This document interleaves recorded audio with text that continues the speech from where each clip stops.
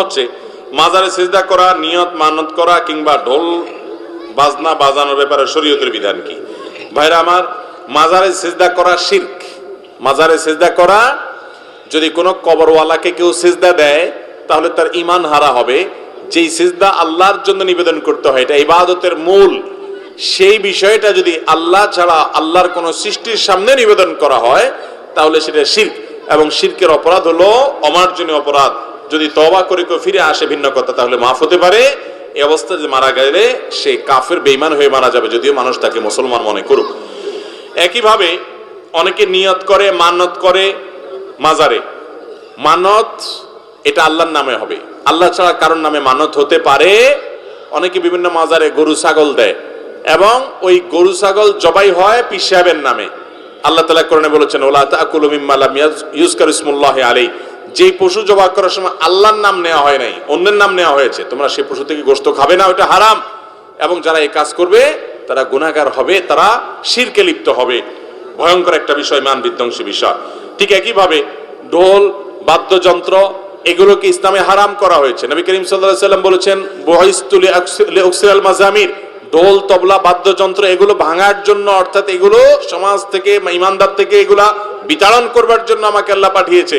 অতএব সেখানে তথাকথিত আপনার পীরের মাজার, সেখানেই যদি ঢোল তবলা হয় তাহলে ওইটা তো হারাম শুধু নয়, ওটা ইসলামের নামে হারাম, আরো জঘন্য হারাম। বিধায় মুসলমানদেরকে আল্লাহ তাআলা এগুলো বোঝার তৌফিক দান করুন। আমরা যেন সত্য আর অসত্যের মধ্যে পার্থক্য করতে পারি, হক এবং বাতিলের মধ্যে পার্থক্য করতে পারি, হেদায়েত এবং গোমরাহির মধ্যে যেন পার্থক্য করতে পারি। আল্লাহ আমাদেরকে সেই তৌফিক দান করুন। আমাদের সমাজে কবরের দিকে ফিরে নামাজের মতো দাঁড়িয়ে যেভাবে দোয়া করার প্রচলন আছে তা কি সুন্নাহ সম্মত? দেখুন, কবরের কাছে যাবেন, কবরবাসীকে সালাম দিবেন। কবর জিয়ারতের উদ্দেশ্য হবে দুইটা। কবর জিয়ারতের উদ্দেশ্য কয়টা? এক নম্বর উদ্দেশ্য হলো কবরে যাবেন যাতে আপনার আখিরাতের কথা স্মরণ হয়, যে আমাকে এখানে আসতে হবে, তো সোজা হয়ে যায় সময় থাকতে আমি তওবা করে ফিরে আসি। নবী সাল্লাল্লাহু আলাইহি ওয়াসাল্লাম বলেছেন, জুরুল কুবুর ফাইন্নাহা তুযাক্কিরুকুমুল আখিরা ফাজুরুহাল আন ফাইন্নাহা তুযাক্কিরুকুমুল আখিরা। তোমরা কবর জিয়ারত করো, কারণ কবর তোমাদেরকে আখিরাতের কথা স্মরণ করে দিবে। এজন্য আমি যাব কবর জিয়ারত করতে। নাম্বার 2, কবর জিয়ারত করে এই জন্য যাব যে ওখানে গেলে মুর্দা আছেন, তাকে সালাম পেশ করব, তার জন্য শান্তির দোয়া করব। অর্থাৎ মুর্দার জন্য দোয়া করতে যাব আর নিজে আখিরাতের কথা স্মরণ করতে যাব, বাস কাম দুইটা।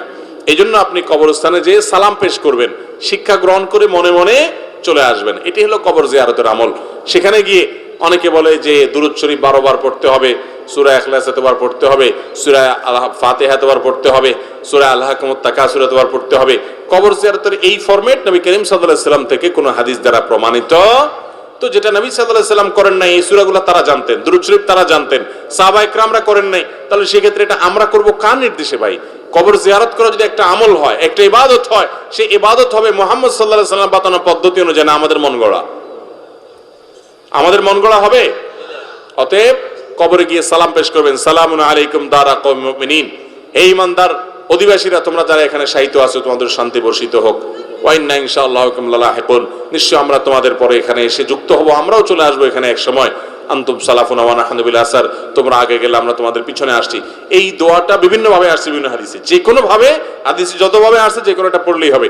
এমনকি আসসালামু আলাইকুম ইয়া আহলাল কুবুর, হে কবরবাসী তোমাদের মধ্যে শান্তি বর্ষিত হোক, এটুকু আদায় করলেও সালাম দেওয়া হবে। এটাও বিভিন্ন রিওয়ায়াতে আসছে। যার কারণে যে কোনো ভাবে বর্ণিত সালামের যে ফরম্যাট আছে, আপনি ফরম্যাটে সেখানে সালাম নিবেদন করবেন, এরপরে চলে আসবেন। যদি সেখানে দাঁড়িয়ে আপনি দোয়া করতে চান, তাহলে কবরওয়ালার দিকে না, দোয়া হবে কিবলার দিকে, আল্লাহর কাছে। কার কাছে দোয়া হবে? আল্লাহর কাছে। আল্লাহ তাআলা আমাদেরকে শিরক মুক্ত ঈমান এবং আমল করার তৌফিক দান করুন। কেউ যদি পীর ধরা ফরজ মনে করে এবং পীর বা গুরুই আল্লাহ, গুরুই খোদা মনে করে এবং বিশ্বাস করে এবং সমাজে জাহির করে, তাকে কি কাফের বলা যাবে? যদি সে কাফের হয় তাহলে তার জানাজা দেওয়া জায়েজ আছে কিনা? আল্লাহ মাফ করুন, আমাদের দেশে ওই যে ফকির যারা নিজেদেরকে বলেন এবং বাউল হিসাবে নিজেদেরকে যারা পরিচয় করেন, এই মানুষগুলোর ভিতরে অনেকেই, তাদের অনেকগুলো গান আছে, যে গানগুলোর খোলাসা হলো তারা গুরুকে শুধুমাত্র আল্লাহ রাব্বুল আলামিনের সাথে তুলনাই করে না, বরং কোনো কোনো ক্ষেত্রে আল্লাহর উপরে উঠাই দেয়, নাউজুবিল্লাহ। তো এগুলো যদি কেউ করে সজ্ঞানে জেনে বুঝে, তাহলে তিনি যে কাফের হবেন এ ব্যাপারে কোনো সন্দেহ নাই।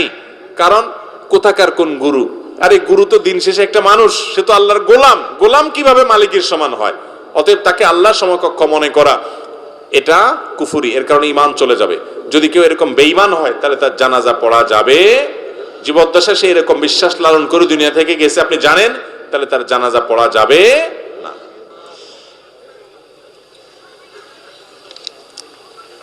আমাদের সমাজে মাইয়েতের খাট কাঁধে নিয়ে 40 কদম গমন করার পর কবরের উদ্দেশ্যে রওনা করেন, এটা কি সুন্নাহ সম্মত? সুন্নাহ পদ্ধতিটা বুঝিয়ে বলবেন। কবরে লাশের খাটিয়া কাঁধে করে নিয়ে যাবেন, 10 কদম পর পর লোক পাল্টাইতে হবে, বা 40 কদম পর পর লোক পাল্টাইতে হবে, কাঁধ পাল্টাইতে হবে, এ পাশেরটা ওই পাশে যাবে, এমন কোনো কথা কোরআন হাদিসে কোথাও আসে নাই। এগুলো আমাদের নিজেদের বানানো জিনিস। যার কাঁধে আছে ওই 4 জন কাঁধে নিয়েছেন, ওই একইভাবে ওই একই কাঁধে শেষ করে ফেলতে পারবেন। আপনার কাঁধে ব্যথা হয়ে গেছে, আরেকটা কাঁধ পাল্টাবেন, সেটা ভিন্ন কথা। তো ওইটার নামে কোরআন হাদিসের নাম দিয়েন না যে এত কদম গনে গনে করে তারপর পাল্টাইতে হবে। মাঝে কেউ চাইলে কাঁধ পাল্টাতে পারে, নতুন মানুষ ঢুকতে পারে, এপাশ থেকে ওপাশ যেতে পারে, কোনো অসুবিধা নাই। অজুর পরে ভিক্স মলম ব্যবহার করলে নামাজের কোনো ক্ষতি হবে কিনা? অজুর পরে আপনি ভিক্স মলম ব্যবহার করেন কিংবা কোনো প্রসাধনী জাতীয় কিছু ব্যবহার করেন, বিশেষ করে ক্রিম, স্নো ইত্যাদি, পাউডার ইত্যাদি, এগুলোতে কোনো অসুবিধা হবে না, অজু ভাঙবে না। মসজিদে তাসবিহ রাখা এবং তাসবিহ দিয়ে জিকির করা এবং শরীয়ত এটা শরীয়ত সম্মত কিনা? কেউ কেউ বলে এটা বিদআত, কোরআন হাদিসের আলোকে জানতে চাই। ভাই, এটাকে বিদআত বলাটাকে আমরা সঠিক মনে করি না। তবে তাসবিহ হাতের করে আঙ্গুলের আগায় করা হলো সুন্নাহ। নবী সাল্লাল্লাহু আলাইহি ওয়াসাল্লাম বলেছেন, তোমরা আঙ্গুলে হাতে জিকির করবা, এটা কিয়ামতের ময়দানে সাক্ষ্য দিবে, এটা উজ্জ্বলতা দিবে, এটা আলো দিবে, নূর হবে। এজন্য হাতের করে জিকির করা, তাসবিহ করা হলো উত্তম সওয়াবের কাজ, সুন্নাহ। যদি কেউ এটা না করে তাসবিহ দানা ব্যবহার করে, বিশেষ করে 100 বারটা হাতে মনে রাখতে পারে না, কষ্ট হয়, তো তাসবিহ দানা ব্যবহার করে, এটা বিদআত হবে না। এটাকে অনেক উলামা কেরাম বিদআত বলেছেন, কিন্তু বিদআত না হওয়ার মতটা অধিকতর শক্তিশালী। কারণ উম্মুল মুমিনিনদের কেউ কেউ বিভিন্ন বিচি, খেজুর বিচি ইত্যাদি দিয়ে তাসবিহ গণেছেন, সাহাবীদের কেউ কেউ গণেছেন, এটা বিভিন্ন হাদিস দ্বারা প্রমাণিত।